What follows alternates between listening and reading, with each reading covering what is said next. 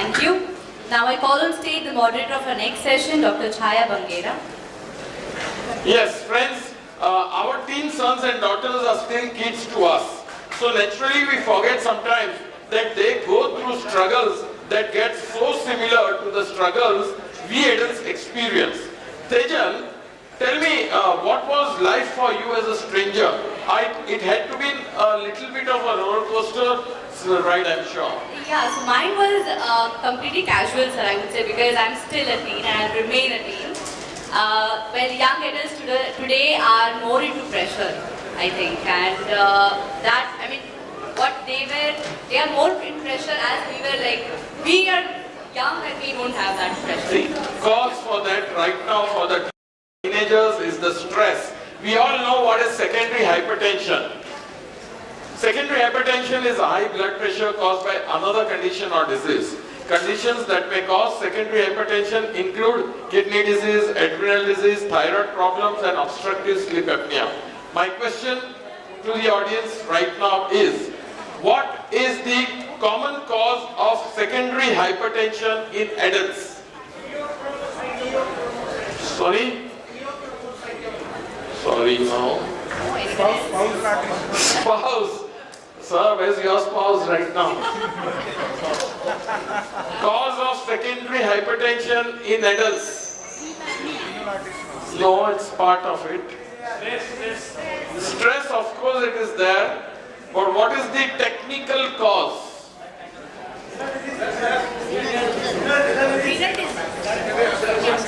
Yes, sir. Yeah.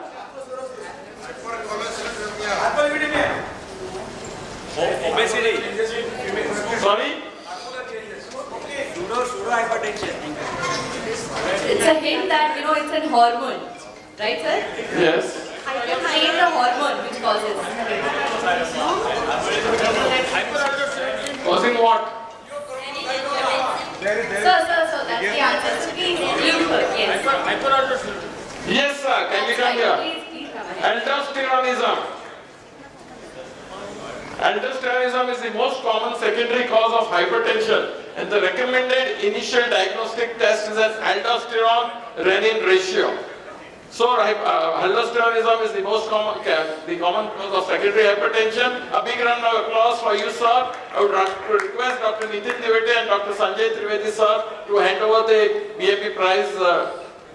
Dr. Sanjay Vani, sir. Dr. Sanjay Vani and Dr. Nitin Divete.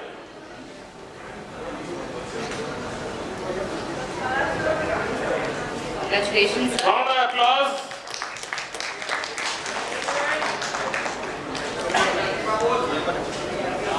BMP हमारी जान है और मेडिमेट हमारी पहचान है. Great, sir. Thank you, thank you. Thank you. So I call on stage our next speaker, Dr. Parekh, who is a consultant endocrinologist, and he's going to speak on the topic secondary hypertension, that is hypertension in young cases, investigations and therapy, by Dr. Parekh. Please give a big round of applause. Over to you, sir. Intro.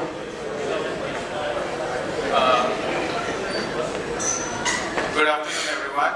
And first of all, thank the organizers for having me here to speak on an important topic. Endocrinologists are usually known to talk only on diabetes, mellitus, and thyroid disorders. But I'm happy that I've been assigned to a topic which is related to core endocrinology, and the ball has already been set rolling. So there are, yes, a lot of causes of hypertension, and the most common cause is essential hypertension, as everyone of us know. And the problem is huge. I was just going through the data, and it is that 1.28 billion people across the globe are suffering with hypertension, of which only 40% to 50% are aware, and of which only 50% are treated adequately. So there is no underlying cause for essential hypertension.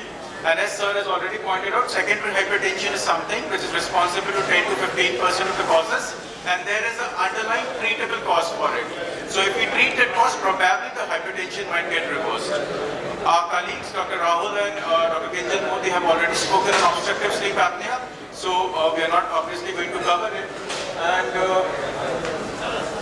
So what are the causes of secondary hypertension? Cardiac common causes coarctation of aorta, renal is renovascular hypertension, renal parenchymal disorders, and then comes the endocrine disorders, which includes disorders of the adrenal glands, the pituitary glands, the thyroid disorders, so on and so forth. So coming to the adrenal causes, the more flamboyant pheochromocytoma, everyone is aware of it, but the prevalence of it is extremely rare.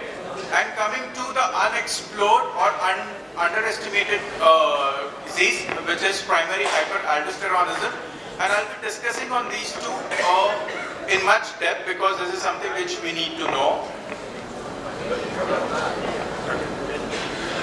Then there is hyperdeoxycorticosteronism. It is rare, but there are hypertensive variants of congenital adrenal hyperplasia, which are caused by 11 beta hydroxylase and 17 alpha hydroxylase. Tumors which secrete deoxycorticosterone, as also Cushing syndrome is something which is associated with hypertension. Then there is primary glucocorticoid resistance. Then apparent mineralocorticoid excess, which can be genetic or acquired, and it occurs because of 11 beta HSD deficiency. Then there are thyroid disorders, the common hypothyroidism and hyperthyroidism. And again, pituitary disorders, Cushing's disease and acromegaly. Cushing's disease occurs in both as an adrenal cause or as a pituitary cause, depending on where is the source of cortisol excess coming from.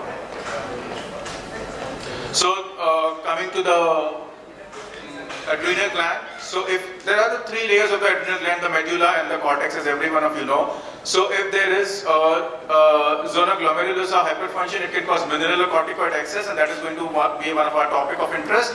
Cushing's disease will probably require some other time of discussion, and pheochromocytoma, which is because of secretion of epinephrine or norepinephrine from the adrenal medulla. Mind you, pheochromocytoma, the epinephrine, that is the catecholamine excess, is not just the source is not just from the adrenal gland, it can even be from the extraadrenal glands, and that time we term it as paraganglioma. The hormones still remain, it is a disorder of catecholamine excess. So this is catecholamine synthesis and metabolism. So tyrosine is acted upon by tyrosine hydroxylase to produce dopamine, and dopamine is acted upon to produce by dopamine beta hydroxylase to produce norepinephrine. This slide is extremely important because norepinephrine is metabolized by the enzyme that is phenylethanolamine N-methyl transferase to secrete epinephrine. And then epinephrine and norepinephrine get converted to their metabolites by the catechol O-methyl transferase to metanephrine and normetanephrine. A bit complex, but only important thing is that this enzyme which converts norepinephrine to epinephrine is present only in the adrenal medulla. So if there is an elevation of epinephrine or metanephrine, it means that the adrenal gland is definitely involved as a source of catecholamine excess. If, however, there is elevation only of normetanephrine or norepinephrine, the source can either be the adrenal gland or it can be a extraadrenal paraganglioma.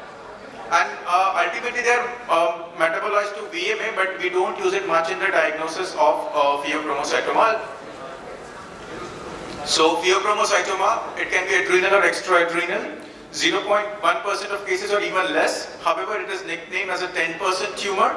It is because 10% of cases may be bilateral, or they might be extraadrenal, they can be familial, or they can be malignant, and they can even occur in childhood.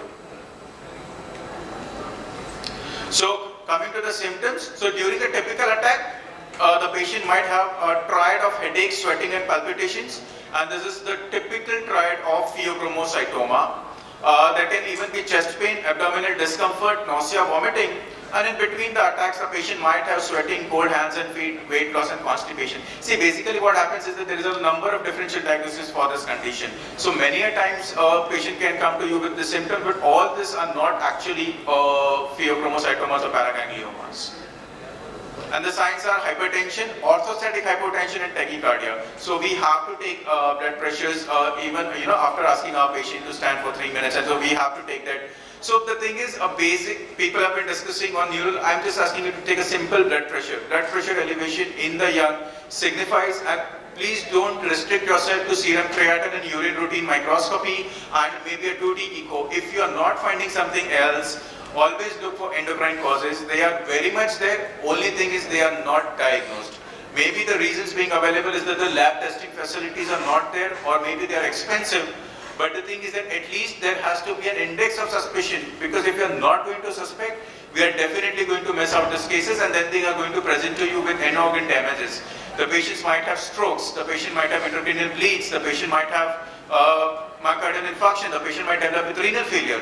So at the end of the day, if we are going to find out these causes and we are able to treat this patient, the patient might have a hypertensive retinopathy. So please have an index of suspicion. Don't restrict yourself only to creatinine, urine routine micro, or Doppler for renal artery stenosis, or 2D echoes.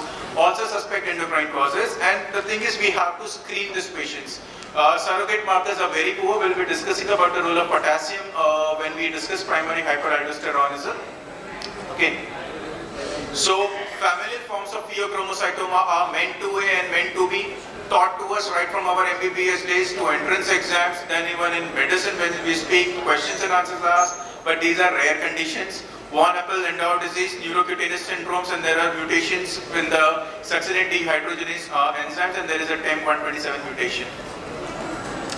So when to suspect pheochromocytoma, the patient has episodic hypertension with the classical triad. Mind you, patients can even have sustained hypertension. It is not that only episodic hypertension. If the patient has sustained hypertension, it can still very well be a case of pheo because 60% are going to have sustained hypertension. Labile hypertension, resistant hypertension. Everyone, if you know the definition, 3 antihypertensive agents, including a diuretic. Then there is a family history of pheochromocytoma. There is an adrenal mass. You have to rule out adrenal mass. Any adrenal mass, just rule out pheochromocytoma before even thinking about doing a biopsy. We have seen a patient who had undergone a biopsy without ruling out a pheochromocytoma, and that patient landed up in crisis, and it was done in a very big corporate setup in Mumbai, not to name anyone, and young hypertension, obviously. So coming to MEN 2A and 2B, so 50% of the cases they can have pheochromocytoma, both MEN 2A as well as 2B, and both can have medullary carcinoma of the thyroid. So if there is a thyroid nodule and you're suspecting, your FNC shows that it is a possibility of a medullary carcinoma of the thyroid, just don't go to surgery. First rule out a pheochromocytoma and then only go ahead with the surgery. Then there can be hypercalcemia because of parathyroid involvement in MEN 2A. It is different, and then obviously in MEN 1 there can be a pituitary adenomas. Sometimes MEN 1 can rarely have a pheochromocytoma. This is von Hippel-Lindau disease. There is a hemangioblastomas in this. Pancreatic neuroendocrine tumors can be presence of pheochromocytomas and renal cell carcinomas. So again, when you have these are rare, but you need to know. And these will have bilateral adrenal mass, and the classical aspect of this is that in spite of being adrenal, it will be the normetanephrine which will be elevated as compared to metanephrine, because this tumor down-regulates the, as I said, the enzyme that is the phenylethanolamine N-methyl transferase. So biochemical diagnosis, this is important. In this, we are supposed to do plasma-free metanephrine, so that we do fractionated metanephrines. Now, what do I mean when I say the word fractionated? It means that I'm going to check both the plasma-free metanephrine as well as the normetanephrine at the same time. There are testing conditions. The blood has to be taken in the supine position. At least the patient should be supine for half an hour. Or what you can do is a 24-hour fractionated metanephrine or catecholamines. So the thing is, when you do the urine sample, in urine they are going to be conjugated. So you're not going to do the free metanephrine and normetanephrine. You have to do 24-hour metanephrine and normetanephrine. However, when you're doing the plasma, it is usually in the free form as well as the conjugated form. So the free form is more sensitive and specific. The problem with the 24-hour urinary sample is, the collection. Collecting a 24-hour urinary sample might be difficult. So whenever you want to screen, you can obviously go for a 24-hour metanephrine as well as normetanephrine. You have to ensure that the patient is at least not on few agents, specifically tricyclic antidepressants or serotonin reuptake inhibitors, or for that matter even beta blockers when you screen, because there can be a false elevation, and we don't have the liberty to repeat it because they are very, very expensive investigations in the current situation. So once you confirm it biochemically that you're sure that yes, this is a pheochromocytoma, then how are you going to treat? It could be a pheochromocytoma, it could be a paraganglioma. Okay, as I said, if there is elevation in the normetanephrine, in that situation it could be a pheochromocytoma or a paraganglioma, but if it's only an isolated metanephrine, then most certainly it is an adrenal cause, because as I said, the enzyme is present only in the adrenal medulla, as well as the steroid hormone, the cortisol, which is required for its induction, is produced directly into the adrenal cortex. So the best investigation would be a CT scan of the abdomen and pelvis, or an MRI. These are anatomical scans to localize the lesion, or And also we do functional scans, that is the MIBG, FDG PET or the DOTA TET scan. These are nuclear scans. So anatomical localization is always needed, and functional localization we do when there are bilateral tumors or the size of the tumor is huge, or there is a paraganglioma and you have to rule out a metastatic disease. Okay, so in that situation you have to do both the anatomical or functional, and if you want to club the two together, you can directly go for a gallium dotatate PET CT. You will get both the anatomical as well as the functional scans. MIBG. Yeah. MIBG. Yes, you can do an MIBG. I have mentioned it's a functional scan. Sorry. MIBG you can certainly do. But MIBG is not the only scan. For that you have to first do an anatomical scan and then only do a functional scan. Treatment is surgery after adequate preparation. So adequate preparation is that you have to first put the patient on alpha blockers, and then subsequently you have to achieve, once the patient has good alpha blockade, you have to put them on beta blockers, achieve a target heart rate and a target blood pressure, and then only subsequently proceed for the surgery. Coming to mineralocorticoid access, as Sir said, primary hyperaldosteronism. This is in fact very much common. 5 to 15% of the cases of hypertension is said that they can have mineralocorticoid access. What I mean is primary mineralocorticoid access. So I don't think we have much time of going into this steroidogenesis pathway, so I'll just brush up. Cholesterol is acted upon by the cyclin G-Wedge enzyme to form pregnenolone, converted to progesterone, converted to deoxycorticosterone, corticosterone, and finally aldosterone. And this is the RAS system. The angiotensinogen produced by the liver is acted upon by renin to form angiotensin 1, acted upon by ACE enzyme, that is the angiotensin converting enzyme, to angiotensin 2, and the angiotensin 2 is going to act on the adrenal gland to form aldosterone. Aldosterone will induce reabsorption of sodium and water from the kidneys, and angiotensin 2 causes vasoconstrictions in the blood vessels. So mineralocorticoid access can be both, hyperaldosteronism can be primary as well as secondary. Our focus of discussion will be primary. And apparent mineralocorticoid, and it is characterized by suppressed plasma renin activity and a high plasma aldosterone concentration. So plasma renin activity or direct renin concentration is something which we expect you to do. Traditionally PRA has been done, but now DRC is something which is easily available, and though the guidelines still recommend PRA, I think in the next guidelines there will be an inclusion of DRC which is easily available. Primary plasma renin activity is something which is very tedious to conduct. And apparent mineralocorticoid access, it occurs with a low PRA and a low plasma aldosterone concentration. So hyperaldosteronism, it was described by Kohn in 1955 as characterized by hypertension, hypokalemia, and metabolic alkalosis. Now this is where the catch lies. If you are going to rely only on the serum potassium to rule out this condition, you are going to miss out these cases, because it is only present, that is hypokalemia, spontaneous hypokalemia is present only in 30 to 35% of the cases of primary hyperaldosteronism. So a normokalemia does not rule out primary hyperaldosteronism, specifically in the presence of resistant hypertension. And if you have a patient who has a hypokalemia, even if he is in a diuretic, please try to rule out this condition. Because, and it is present in 5 to 15% cases of hypertension. And metabolic alkalosis. Now, whenever there is a hypertension, hypokalemia and metabolic alkalosis, beyond doubt it's an endocrine case of hypertension, and you're not dealing with essential hypertension. So please try to find out a cause. So presence of hypertension, hypokalemia, metabolic alkalosis, it is an endocrine cause of hypertension. You have to rule it out. It can be Cushing's, it can be hyperaldo, it can be anything, but it is endocrine cause. If there is acidosis, it rules out endocrine cause of hypertension. That also we can tell. So what are the causes of primary hyperaldosteronism? It can be an adrenal adenoma, it can be an adrenal hyperplasia, it can be a unilateral hyperplasia or a bilateral hyperplasia, or it could be adrenocortical carcinoma, which is extremely rare, and paraganglioma is certainly there. But if there is a paraganglioma, you have to do a functional scan, because it could very well be a metastatic disease. So clinical features are hypertension, hypokalemia, metabolic alkalosis. There can be presence of cardiac arrhythmias, muscle weakness, nephrogenic DI, paresthesias and tetany because of magnesium deficiency. Or tetany cannot always be hypocalcemia. It can very well be a hypokalemia. And we have patients with hypokalemia presenting to us with tetany because of magnesium deficiency and found out to have hypertensive and found out to have primary hypereldo. We have cases of resistant pregnancy-induced hypertension. The patient was referred to me after delivery because they thought it was a resistant PIH, and after delivery also the blood pressure was not normalizing. So ultimately what we found out was that it was a primary hypereldo and not a PIH. And flaccid paralysis, there are many causes of acute flaccid paralysis, endocrine causes also. It can be a thyroid disorder or it could be a hypokalemia because of hyperaldosteronism or a Cushing's. So multiple presentations can be there. The presentation can be even because of an end organ damage, young stroke.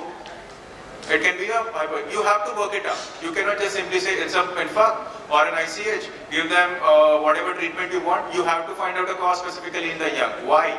The answer is always lies in the question why. More and more reason you ask, the more and more disease you are going to find out. So case detection for primary hypereldo, resistant hypertension, as we have already told you, 3 agents including a diuretic or 4 agents, even if the diuretic is not included. Hypertension with hypokalemia, hypertension with adrenal incidentaloma, hypertension with sleep apnea is one of the indications to rule out primary hyperaldosteronism. We have discussed a lot on sleep apnea, I suppose. Hypertension with family history of stroke at a young age, or hypertensive first degree relatives of patients with primary hyperaldosteronism. So all these cases you have to rule it out. Screening, it is with ARR, that is the aldosterone to renin ratio. Well, now even at aldosterone more than 10, you can rule out with a suppressed renin, which could be depending upon the assay. So either you use the plasma renin activity or you use the direct renin concentration. Direct renin concentration is something which is easily available, though the guidelines are still on primarily renin activity, but still you can do a DRC and then you can take a cutoff and accordingly do. But make one thing very clear, when you do this ratio, the potassium should be normal and the patient should be in it should be an ambulatory position. Okay, it should not be taken immediately on getting up. The patient should be in an ambulatory and the patient should be at least off spironolactone or eplerenone or amiloride or something of that sort. So even if the patient is on ACE inhibitors or ARB, you can definitely screen, but the patient should not be on a diuretic and specifically not on aldosterone antagonists, that is spironolactone or eplerenone. And if there is a positive test, more than 20 can be suspicious and more than 30 is usually diagnostic. But make one thing very clear, the aldosterone concentration should be more than 10, at least more than 15, if you're not looking at 10. So what we do, there are fludrocortisone tests, then there is salt loading test, or there is something called as a saline infusion test. So that is what is the most commonly performed to confirm, because a positive ARR does not diagnose it, and you can skip the confirmatory testing if the renin is suppressed, the aldosterone is more than 20 and the patient has spontaneous hypokalemia. So in that case you can skip the confirmatory testing. Otherwise we have to ensure that you confirm it with a saline infusion test in which 2 liters of saline is infused over a period of 4 hours and then aldosterone concentration is done. And if it is more than 10, it is confirms hyperaldo. 5 and 10, it is equivocal, and less than 5, it rules out primary hyperaldosteronism. Then you have to go for an imaging, because once you biochemically confirm it, you have to do an imaging. And the imaging of choice is CT adrenal protocol. The adrenals can be normal, there can be a unilateral disease, there can be a bilateral disease. So a normal CT adrenal does not rule out primary hyperaldosteronism, because it can very well be a idiopathic bilateral hyperplasia which is not seen on a CT scan, or the nodules are very small. In a unilateral disease, it could be one situation, or there can be a bilateral disease, it can be another situation. So, because incidentalomas do tend to increase with age, just because there is an incidentaloma does not imply that you jump away straight to surgery. Because it can very well be a non-functional tumor and the aldosterone excess can very well be from the contralateral side. So in that case, what we have to do is adrenal venous sampling. So a surgery in a patient who has a unilateral disease can be done only after an adrenal venous sampling. When can we bypass that step of adrenal venous sampling? We can bypass in a young hypertensive with marked aldosterone excess with a very suppressed renin and presence of hypokalemia. That is, the patient is less than, you can say 35 years of age, and if there is a characteristic of an adenoma, then and only then you please proceed with the surgery, because any adenoma more than that, and if you are going to proceed with the surgery, it is not necessarily going to be a functional tumor. So treatment in unilateral is surgery, bilateral medical treatment, either eplerenone or spironolactone. Spironolactone in males can have issues with gynecomastia, so it's better to use eplerenone. So to conclude, it is essential to look for secondary causes of hypertension in the young. Endocrine hypertension is something which is often overlooked, so please take it. It is essential to lower the threshold for detecting these disorders, which are fairly common, and surgery should be offered wherever feasible. So if you find an unilateral mass with an hypertension, and if everything is okay, please don't go for medical management, do offer them a surgery. I think this is the end of my presentation. Though the topic is very long, I just tried to give you a brief overview. Thank you very much for your patient listening, and I will be happy to take questions if any. Thank you very much, sir. It was very informative. Any questions?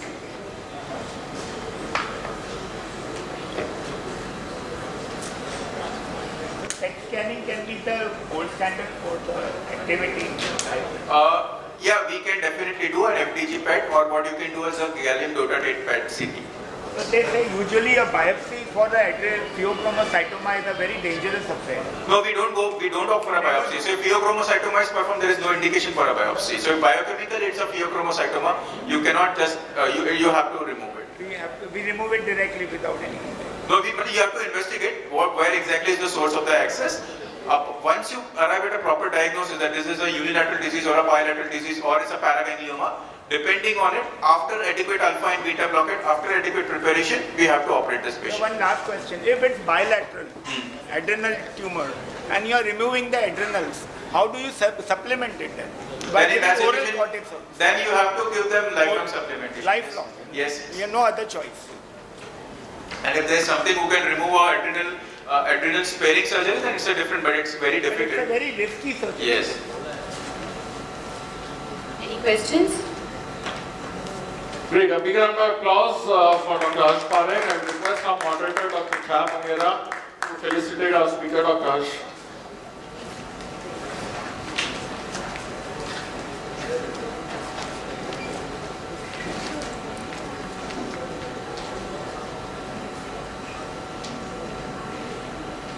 A round of applause for Dr. Harsh Parekh. And to felicitate our moderator, I request our PMP President, Dr. Rajesh Panchal, to do the honors. Please.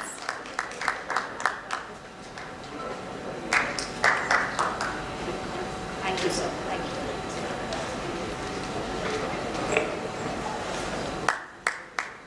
So friends, we are just one lecture away for the end of this 7th scientific conference we organized by BMB, Medimeet 2022.